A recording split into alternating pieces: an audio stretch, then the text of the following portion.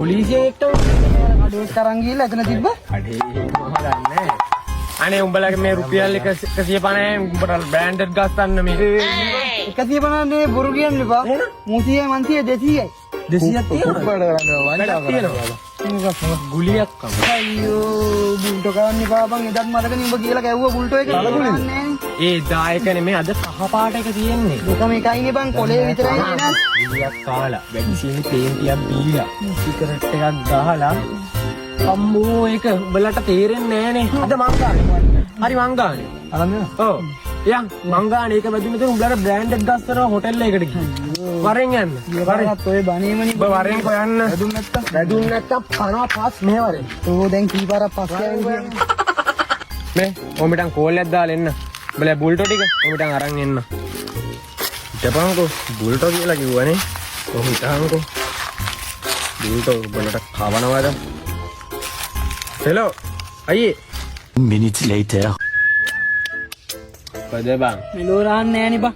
කිසිම තේරුමක් නෑනේ කිසිම දෙයක් වෙන්නේ අයියෝ බං මොනවාද බං උඹලා දෙන්න කෑවා විතරනේ බං තාම. අලගුලියක් කෑවා වගේ බං. සි. දැන් උඹලට චොක්ලට් බිස්කට් එකකුත් අරන් එකම කෑවනේ උඹලා දෙන්නනේ.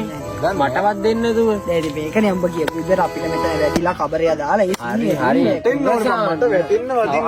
එහෙම චුට්ටක් කිමුකෝ තව චුට්ටක් කිමු.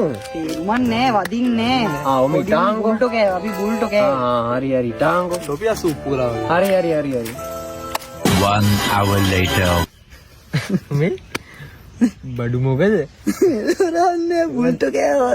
මොකද පොඩ්ඩක් අර බයිසිකලේ ඩොම්ම තියනවා. ඒ මල්ලි වැඩක් නෑ. තේරුමක්. බලමු.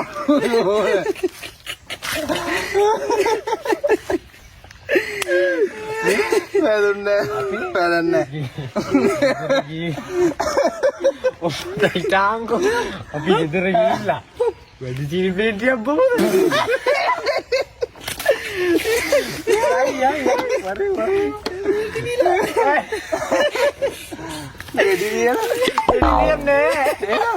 වැඩි චීනි ප්ලේට්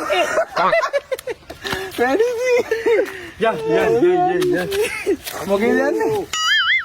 මොකේද ආවේ? ගයි ගයි ගයි.